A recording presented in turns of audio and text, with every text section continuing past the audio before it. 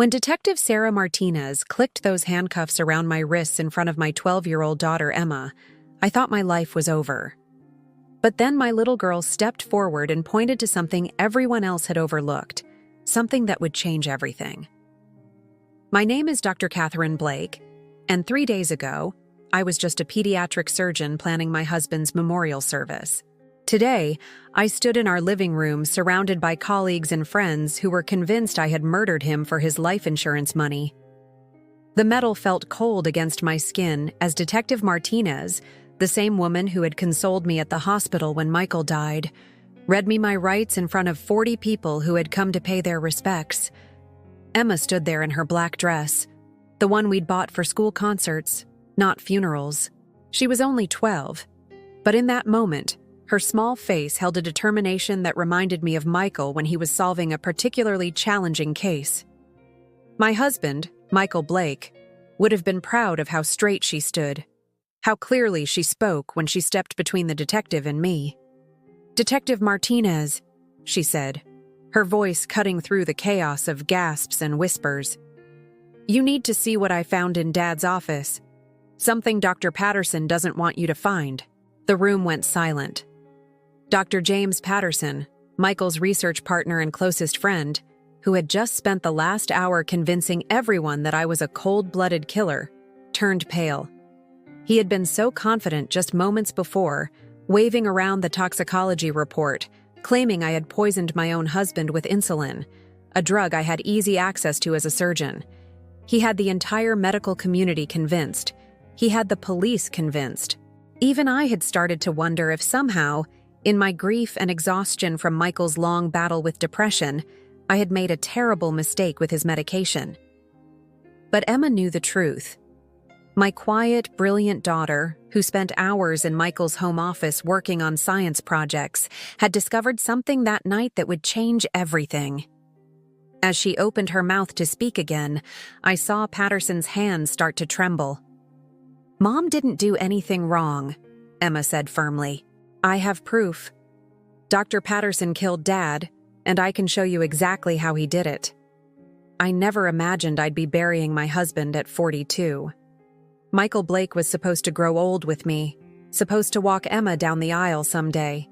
He'd been the healthiest person I knew before the depression hit. 6'2" of lean muscle from his morning runs, sharp mind that could solve complex mathematical theorems while brewing his morning coffee. That Monday started like it had for the past 3 months since Michael's breakdown. I woke at 5 a.m., prepared breakfast, checked on Michael, who was still sleeping with the help of his prescribed medication, and drove Emma to Ridgemont Academy before heading to Children's Hospital for my morning surgeries. Michael had been working from home since his leave from the university.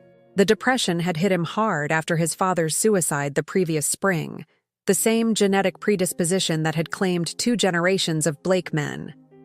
His psychiatrist, Dr. Sarah Chen, had him on a careful regimen of antidepressants and sleeping medication, with regular check-ins 3 times a week. The life insurance policy had been Michael's idea, not mine. After losing his father so suddenly, he'd become obsessed with making sure Emma and I would be financially secure. $2 million seemed excessive to me, but Michael had insisted. "Promise me," he'd said, holding my hands across our kitchen table. "If something happens to me, promise you'll use this to give Emma every opportunity." That morning, Michael had seemed better than he had in weeks. He'd texted me during my break between surgeries. "Feeling clearer today. Patterson's coming over tonight to discuss returning to the research project. Maybe I'm finally turning a corner." I'd smiled at my phone and texted back, "That's wonderful, honey. I'll pick up dinner from that Italian place you love. Tell Emma I'll help her with the science fair project when you get home," he'd replied, adding a heart emoji, something he'd rarely done during his darkest months. I finished my last surgery at 6 p.m., a successful appendectomy on a 7-year-old girl whose parents reminded me of Michael and me when Emma was younger. Optimistic, loving, planning for a future that felt guaranteed.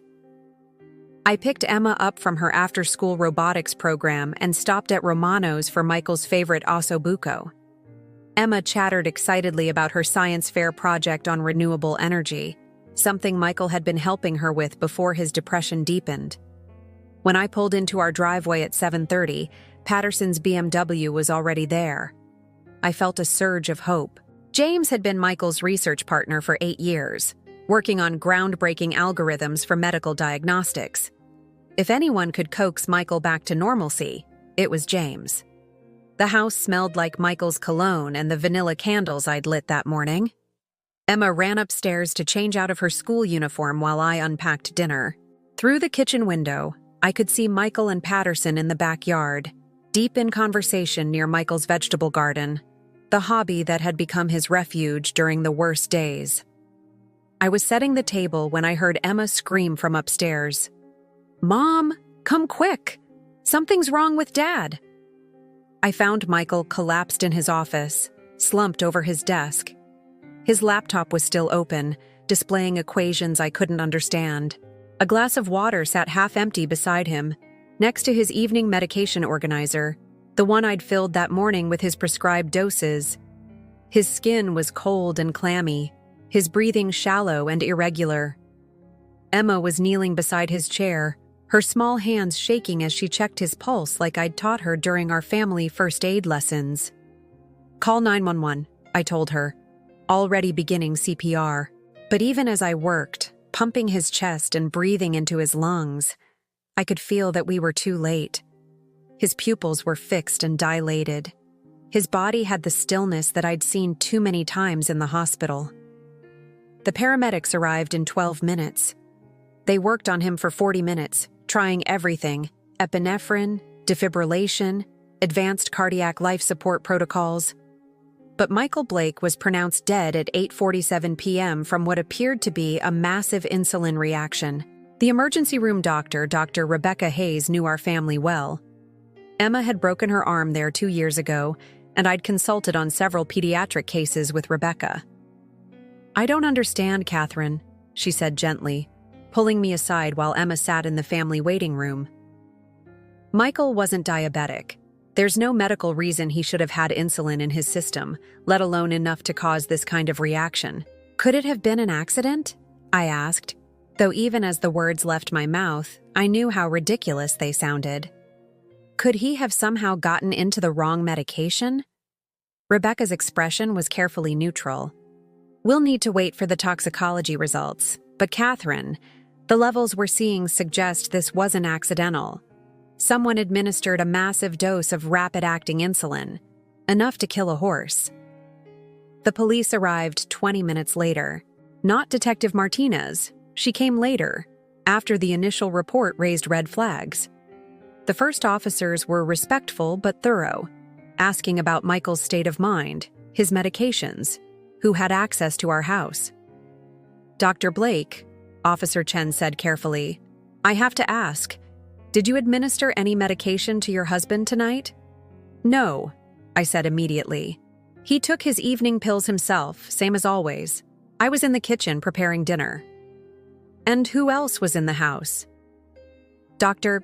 Patterson, Michael's research partner. He left around 7:45, just before Emma found Michael." They took pictures of Michael's office, bagged his medication, collected the water glass. Everything seemed routine until the toxicology report came back the next morning. "Mrs. Blake?" Detective Martinez's voice was careful when she called. "We need you to come in for questioning. The toxicology results show insulin levels that are concerning." James Patterson arrived at our house the morning after the toxicology results, ostensibly to offer support and help with funeral arrangements. He swept in with his usual commanding presence, 6 feet tall, silver-haired, wearing one of his expensive suits, even for a condolence call. "Catherine, I'm so sorry," he said, embracing me in the foyer while Emma watched from the stairs. "Michael was like a brother to me. If there's anything you need, financial support, help with arrangements, anything." But something felt different about James that morning. His usual warm confidence seemed forced, and his eyes kept darting to Michael's office. "The police asked me about last night," he said, settling into Michael's favorite armchair. "I told them Michael seemed agitated, worried about something. He kept talking about having made a terrible mistake. What kind of mistake? I asked. James shrugged, but I caught something calculating in his expression. You know how he's been since his father's death. Depression makes people say strange things. He kept apologizing, saying he'd been selfish, that maybe everyone would be better off without him. Emma had come downstairs and was listening from the kitchen doorway. That's not what Dad said, she spoke up. He was excited about his project. He said he figured out what was wrong with the data. James's smile faltered slightly. Children often misremember things when they're grieving, Catherine. It's perfectly natural. Over the next 2 days, as I struggled with funeral arrangements and fielded calls from concerned colleagues, James inserted himself deeper into our lives. He offered to handle Michael's office at the university, to sort through his research papers, to manage the technical aspects of closing down their joint projects. You shouldn't have to deal with all that complexity, he said, his hand on my shoulder in a gesture that felt more possessive than comforting. Let me handle the business side. You focus on healing. The doubt started with small things. Colleagues at the hospital asking careful questions about Michael's state of mind. Neighbors mentioning the life insurance policy with raised eyebrows. Emma's teacher pulling me aside to ask if Emma needed counseling support. Dr. Blake, Mrs. Hoffman said gently. Emma mentioned her father had been very sad lately. Sometimes children blame themselves when something like this happens. But it was James who planted the real seeds, always with perfect deniability. I hate to bring this up, he said the day before the funeral, but the university is asking questions about the research funding. Michael had been acting strangely about the project budget, moving money around, making unauthorized purchases. What kind of purchases? Medical supplies mostly. Things that didn't relate to our work. The accounting department flagged it, but Michael claimed it was for a side project. James paused, his expression carefully concerned. Catherine, I know this is difficult, but did Michael have any substance issues you might not have known about? Absolutely not, I said firmly. Michael barely took aspirin unless he had to. Of course. I'm just trying to understand why he would need access to insulin. The purchasing records show he ordered it 3 weeks ago through the university's medical supply account. My blood went cold. That's impossible. I have the receipts, James said softly. I thought maybe he was conducting some kind of research, but now... He trailed off meaningfully. The funeral was everything Michael would have hated. Too many people, too much attention. Everyone whispering about the mysterious circumstances of his death. The church was packed with his former students, colleagues from both the university and the hospital, neighbors who had watched Emma grow up. I delivered the eulogy with Emma beside me, talking about Michael's brilliance, his dedication to his family, his struggle with depression that had nothing to do with shame or weakness and everything to do with brain chemistry and genetics. But afterward, at the reception in our house, the whispers began in earnest. I overheard fragments of conversations. Massive life insurance policy, had access to medical supplies, been acting strange for months. James was in his element, moving through the crowd like a grieving best friend, accepting condolences and sharing memories. But I noticed how those memories always included subtle details about Michael's depression, his mood swings, his recent erratic behavior. It was Dr. Elizabeth Morrison from the hospital who finally voiced what everyone was thinking. She cornered me in the kitchen while I was refilling coffee urns. Catherine, she said quietly, people are asking questions about the insulin, about the life insurance, about how convenient this timing is. Convenient? My voice came out sharper than I intended. Your mortgage is 3 months behind. Emma's tuition at Ridgemont is overdue. And now suddenly there's a $2 million insurance payout. Elizabeth's expression was sympathetic but firm. I'm not accusing you of anything, but you need to be prepared for what people are saying. Before I could respond, James appeared in the doorway. Ladies, is everything all right? He looked between us with practiced concern. Dr. Morrison was just leaving, I said, but Elizabeth stood her ground. James, as Michael's research partner, you must have noticed changes in his behavior. Do you think he might have... She paused delicately. Do you think this could have been intentional? James considered this, his face grave.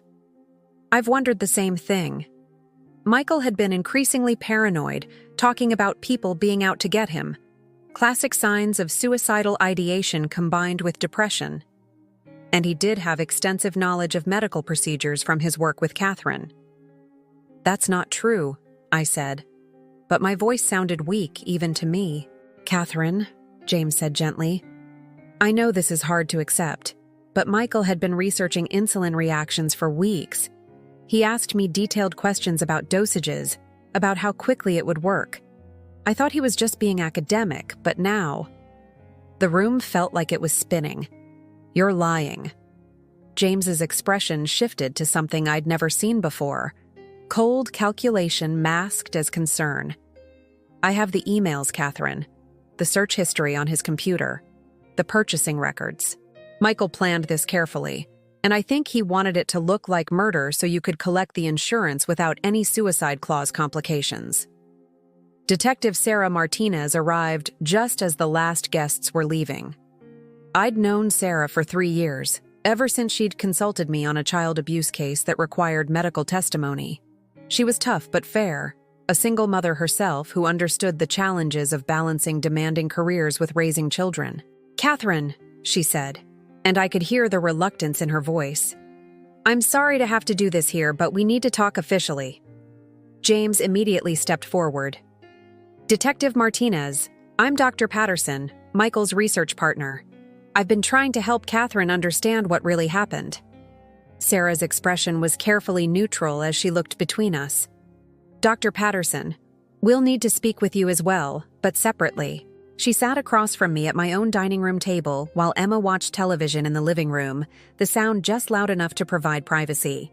The toxicology results are definitive, Sarah said. Massive insulin overdose. But what I can't figure out is how it was administered. There are no injection sites, no evidence of forced ingestion. Because Michael didn't take it willingly, I said. Someone had to have hidden it in something. That's what I thought initially. But Dr. Patterson has provided evidence that suggests Michael had been planning this for weeks. Email communications about insulin research, purchase orders under your joint medical account, internet searches about lethal dosages. Sarah pulled out a folder of printed emails. These are from Michael's university account, all sent to Dr. Patterson over the past month. I scanned the messages, my heart sinking with each line. They were definitely from Michael's account, discussing insulin protocols, asking about absorption rates, wondering about detection methods in post-mortem examinations. I never saw these, I whispered. Dr. Patterson also mentioned that Michael had been increasingly paranoid, possibly delusional, combined with his family history of suicide. Sarah's expression was genuinely sympathetic. Catherine, I've seen this before. Depressed individuals sometimes stage their own deaths to look like murder, so their families can benefit from life insurance policies. Sarah, you know me. You know I would never... I know you're a good person and a devoted mother, she interrupted. But I also know you're facing significant financial pressure. The mortgage, Emma's school, Michael's medical bills from his treatment. $2 million would solve all of those problems. The evidence mounted over the next 48 hours like a perfect storm designed to destroy my life. James had been thorough, more thorough than I'd ever imagined possible. The university's IT department confirmed that the emails had been sent from Michael's computer, from his office, during times when the building's security cameras showed no one else present. The medical supply orders were placed using our joint account credentials, with delivery confirmations to our home address. But it was the discovery in Michael's office that sealed my fate. Detective Martinez arrived with a search warrant and 2 other officers. They found a small insulin vial hidden behind books on Michael's shelf, with my fingerprints on it from when I'd handled it during a medical supply inventory at the hospital 6 months earlier. They found detailed notes in Michael's handwriting about insulin dosages and their effects on non-diabetic individuals. Most damning of all, they found a letter. "Catherine," Sarah said gently, holding a piece of paper in an evidence bag. "We found this in Michael's desk drawer, sealed in an envelope marked, 'To be opened in the event of my death.'" The letter was in Michael's handwriting, on his personal stationery. It read, "If you're reading this, then my plan worked perfectly. Catherine, I'm sorry I had to deceive you, but I couldn't let Emma grow up in poverty because of my failures. The depression was getting worse, and I knew I would never be the father and husband you both deserved. This way, my death serves a purpose. The insulin will make it look like murder, which means the insurance company can't deny the claim on suicide grounds. I've left enough evidence to point to an intruder, someone who broke in and killed me for reasons unknown. You and Emma will be financially secure, and you can remember me as a victim rather than a quitter. Please forgive me for putting you through the initial suspicion, but the police will quickly realize you couldn't have done this. I love you both more than life itself. Michael." I stared at the letter through tears that made the words blur. This is impossible. Michael would never. He wouldn't put me through this. People with severe depression often make decisions that seem irrational to others, Sarah said. The plan was actually quite sophisticated. He knew that as a surgeon you'd be an obvious suspect initially, but he also knew the evidence would eventually point to suicide, allowing you to collect the insurance. James appeared at my elbow, his expression perfectly crafted grief mixed with reluctant realization. I think Michael underestimated how thoroughly the police would investigate. He probably thought they'd find the letter immediately and close the case. But something went wrong, Sarah continued. The letter was sealed too well, hidden too carefully. And without it, all the evidence points to you as the obvious suspect. The arrest came the next morning, just as Emma was getting ready for school. She stood in our kitchen in her Ridgemont Academy uniform, eating the last bowl of cereal we'd share for months, when Sarah Martinez knocked on our door. "Catherine Blake," she said, and her voice carried the weight of inevitability. "You're under arrest for the murder of Michael Blake." The handcuffs were heavier than I'd expected, cold metal that seemed to leach the warmth from my entire body. Emma dropped her spoon, milk splashing across our kitchen counter. "Mom?" Her voice was small, confused. "It's going to be okay, baby," I said, though we both knew it wasn't true. "Call Aunt Rebecca. She's going to take care of you." James was there, of course, having arrived just in time to witness my downfall. "Emma, sweetheart, come stay with me and Janet. We'll take good care of you until this all gets sorted out." "No," Emma said firmly. "I want Aunt Rebecca."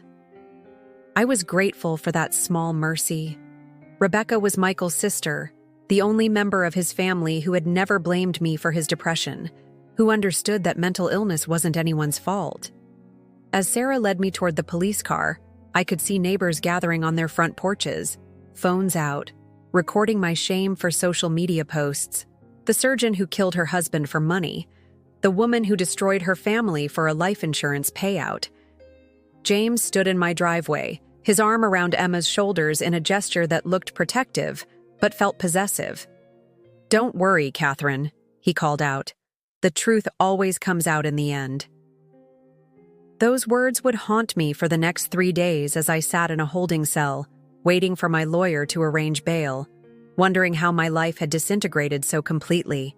Emma visited once, her small face pressed against the glass partition, and I could see she was already changing. Already hardening in ways no 12-year-old should have to. "Mom," she said through the phone, "something's not right about Dr. Patterson. He keeps asking me weird questions about Dad's computer, about what I might have seen in Dad's office." "What kind of questions?" "Like whether Dad ever showed me his research, whether I knew his passwords, whether I ever saw him with any medical supplies." Emma's voice dropped to a whisper. "Mom, I think Dr. Patterson is lying about something." But visiting time was over before she could explain further. And I was left alone with the growing certainty that James Patterson was not the grieving friend he appeared to be. The preliminary hearing was scheduled for Thursday morning. My lawyer, David Chen, was optimistic about bail despite the severity of the charges, but pessimistic about the case overall. "The evidence is circumstantial but overwhelming," he told me Tuesday evening. "The suicide letter actually helps us. It suggests Michael's state of mind was severely compromised. But the insulin vial with your fingerprints, the financial motive, your access to medical supplies, it's going to be an uphill battle."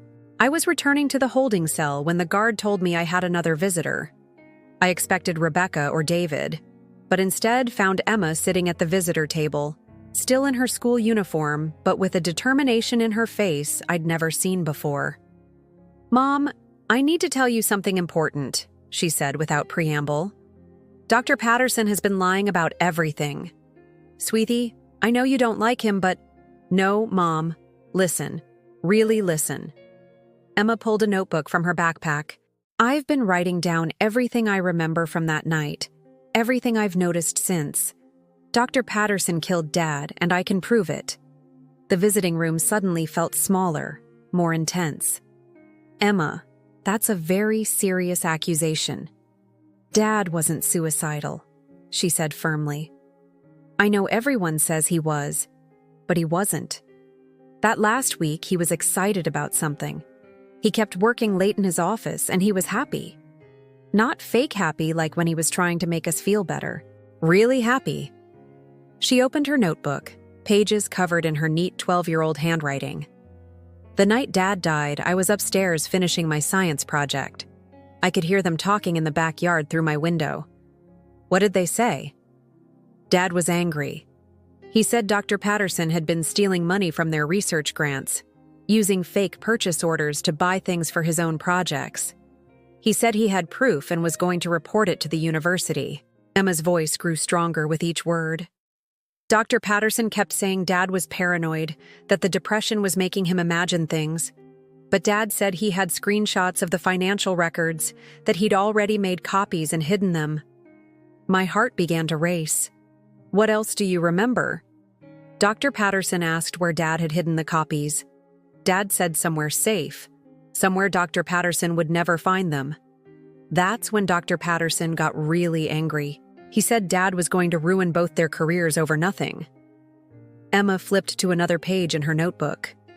"After that, they came inside. I heard them in Dad's office, and Dr. Patterson was still trying to convince Dad not to report him. He kept offering Dad money, saying they could work it out privately." "Did you see what happened next?" "I went to my room to get my science textbook, and I saw Dr. Patterson in the kitchen. He had Dad's glass of water, and he was putting something in it from a small bottle." The visiting room felt like it was spinning around me. "Are you sure, Emma?" "Positive. When he saw me, he acted like he was just getting ice from the refrigerator. But I saw him put the bottle back in his jacket pocket." Emma's eyes filled with tears. "I thought it was just medicine. Dr. Patterson is a doctor, like you. I thought he was helping Dad feel better. Why didn't you tell anyone this before?" "Because everyone kept saying how sad Dad was, how he wanted to die. And Dr. Patterson was so nice, bringing us food and helping with the funeral. I thought maybe I was wrong about what I saw." Emma wiped her eyes with the back of her hand. But then he started asking me those weird questions, and I remembered something else. She turned to the last page of her notebook. Dad had been acting strange that week, but not sad strange. Excited strange. And Sunday night, 2 days before he died, I heard him on the phone with someone. He said, "I know what you've been doing, and I have proof. You have 48 hours to make this right, or I'm taking everything to the dean." Who was he talking to? I don't know, but it wasn't you. You were at the hospital that night, remember? The emergency appendectomy on that little boy? I did remember. I'd been in surgery until midnight Sunday, dealing with complications from what should have been a routine procedure. "Mom," Emma said, leaning closer to the glass, "I think Dad hid the evidence somewhere in his office, and I think Dr. Patterson has been looking for it." Emma's testimony transformed everything, but we needed more than the word of a 12-year-old girl to convince a jury. David Chen immediately filed a motion to search Michael's office more thoroughly, focusing specifically on potential hiding places for the evidence Emma described. Detective Martinez was skeptical, but thorough. "If your daughter is right," she told me, "then Dr. Patterson has been playing a very sophisticated game. But Emma, I need you to think very carefully about what you saw. Are you absolutely certain about the bottle?" Emma nodded without hesitation. It was small and clear, like the medicine bottles Mom has in her medical bag. And Dr. Patterson was holding it like it was important, not like ice. The search of Michael's office took 6 hours. They examined every book, every file, every piece of furniture. It was Emma who suggested they look in the ventilation grate above Michael's desk. "Dad was always complaining about the air conditioning in there," she said. "He had to stand on his chair to adjust the vents." Inside the vent, wrapped in plastic and secured with tape, they found a flash drive containing months of financial records, bank statements showing funds diverted from research accounts, purchase orders for equipment that was never delivered to the university, email communications between James Patterson and a shell company he'd created to funnel money from their shared research grants. The theft totaled nearly $300,000 over 2 years. But the most damning evidence was a series of emails between Michael and Patterson from the week before Michael's death. Michael had discovered the theft and confronted his partner, demanding immediate restitution and threatening to expose everything if Patterson didn't voluntarily confess to the university administration. Patterson's responses grew increasingly desperate and threatening. In the final email, sent 6 hours before Michael died, Patterson wrote, "You're making a mistake, Michael. This will destroy both of us. Think about Emma and Catherine. Is your moral superiority worth destroying their futures?" Michael's reply was simple. "Meet me at my house at 7 p.m. Bring your resignation letter, or I'm calling the dean at 8 a.m. tomorrow." David Chen spread the printed emails across the table in the conference room. "This gives us motive, means, and opportunity." Patterson had access to medical supplies through the university. He knew about Michael's medication routine, and he was the last person to see Michael alive. "But what about the suicide letter?" I asked. It was definitely Michael's handwriting. "Forged," Detective Martinez said. "We had a handwriting expert examine it more carefully. It's very good, but there are subtle differences in letter formation that suggest someone copied Michael's writing style rather than writing naturally." She pulled out another document. "We also checked Patterson's background more thoroughly. He has a previous incident from 15 years ago. Suspicion of research fraud at his former university. No charges were filed, but the pattern fits." Emma had been sitting quietly through this adult conversation, but now she spoke up. "There's something else. Dr. Patterson has been coming to our house every day since the funeral. He keeps asking if I need help cleaning Dad's office or if there's anything special Dad might have hidden." "What did you tell him?" "That I didn't know about any hiding places. But yesterday, he asked if Dad ever mentioned the ventilation system or complained about the air conditioning." Emma's expression was serious beyond her years. That's when I knew he was looking for the flash drive, even though I didn't know what was on it yet. The arrest of James Patterson was coordinated like a military operation. Detective Martinez knew that a man who had orchestrated such an elaborate frame-up would likely have contingency plans, possibly even an escape route. They found him at the university, calmly teaching his advanced algorithms class as if nothing had changed. Sarah later told me that his students were completely shocked. Professor Patterson had seemed perfectly normal, even cheerful that morning. When they presented the search warrant for his office and home, Patterson remained calm and cooperative. It wasn't until they mentioned the financial records that his composure cracked slightly. "I'm sure there's been some misunderstanding," he said smoothly. Michael had been increasingly paranoid lately. It's possible he misinterpreted legitimate research expenses as something more sinister. But the evidence was overwhelming. In Patterson's home office, they found detailed notes about insulin reactions, including the exact dosage needed to kill a 180-pound man. They found a vial of insulin, partially used, hidden in his garage. Most damning of all, they found practice sheets where he had been copying Michael's handwriting, perfecting the formation of letters and words. The fake suicide letter hadn't been his first attempt. They found 17 earlier drafts, each one bringing him closer to replicating Michael's natural writing style. When confronted with this evidence, Patterson's mask finally slipped completely. "You don't understand," he told Detective Martinez during the interrogation. "Michael was going to destroy everything. 20 years of research gone. My reputation, my career, my family's financial security, all because of some minor bookkeeping irregularities." "Minor irregularities? You stole $300,000. Patterson's face flushed with anger. "I borrowed money from accounts that weren't being fully utilized. I was planning to pay it back once my patent applications were approved."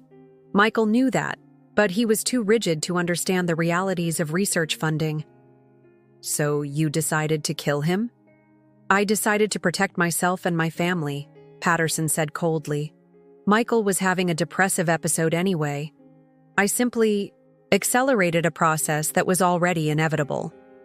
The confession was caught on tape, and Patterson's lawyer immediately began damage control.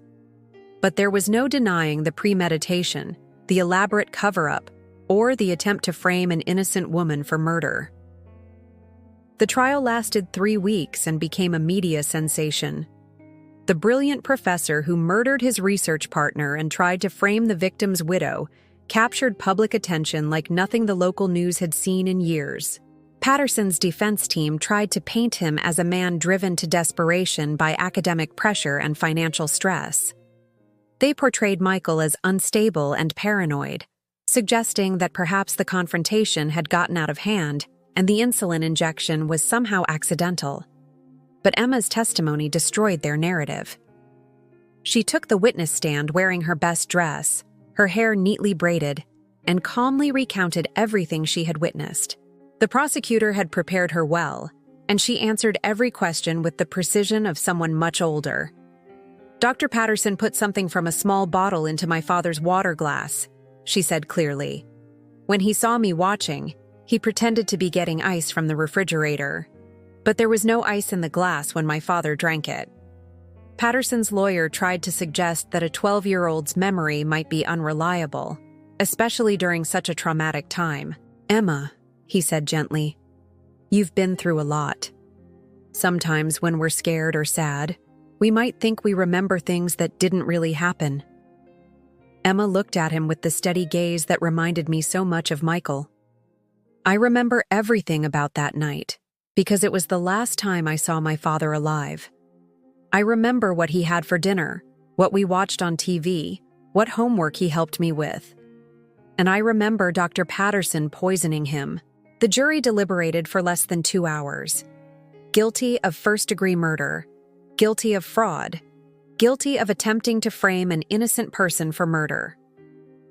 At sentencing, Patterson finally showed genuine emotion, not remorse, but rage.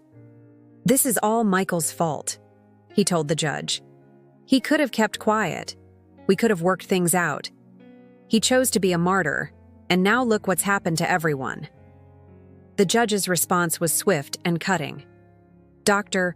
Patterson, you have shown no remorse for taking the life of a man who trusted you.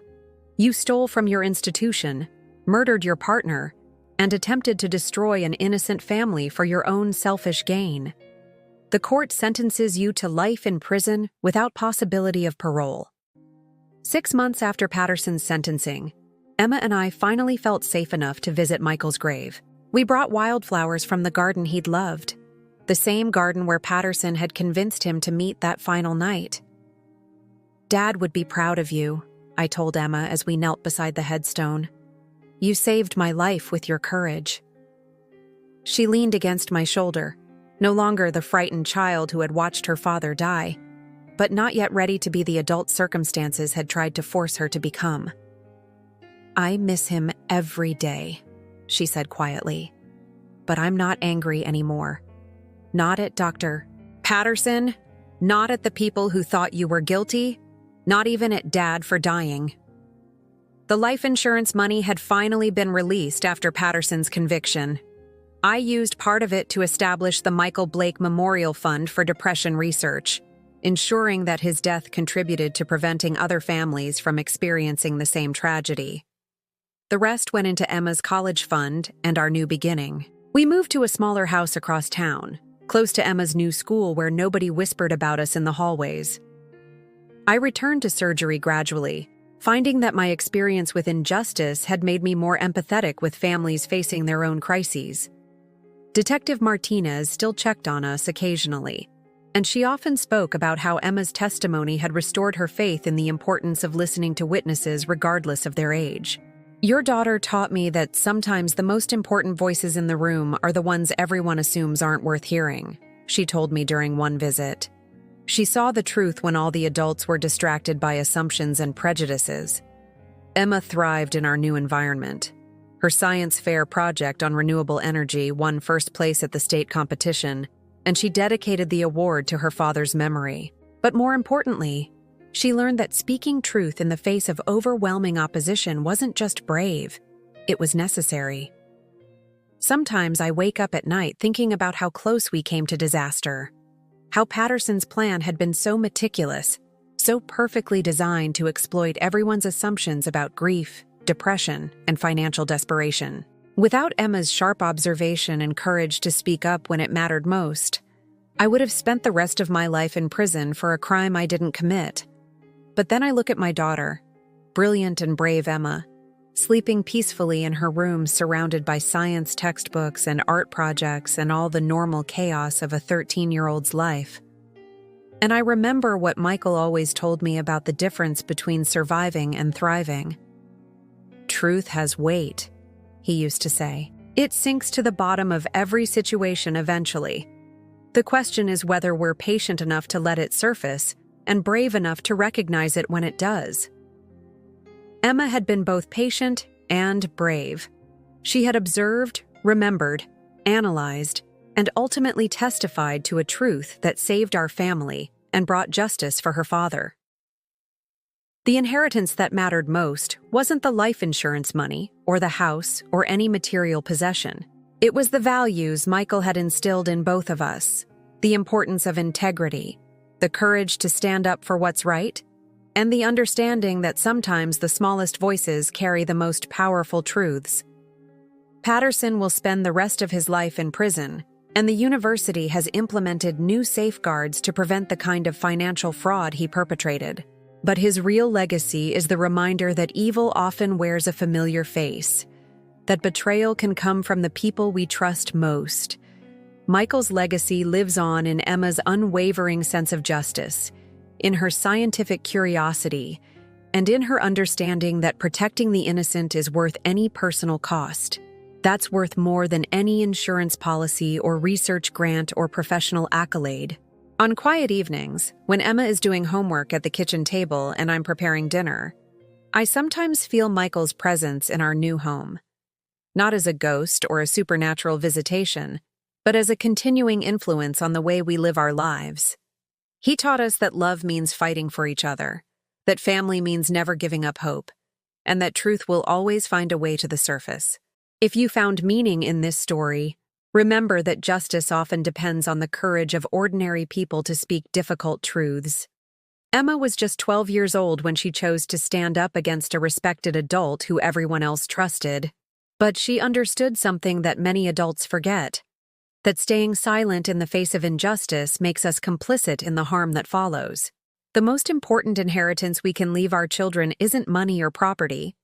It's the moral courage to do what's right, even when it's difficult, especially when it's difficult. Emma saved my life not just with her testimony, but with the reminder that truth, courage, and love are the only things that really matter in the end.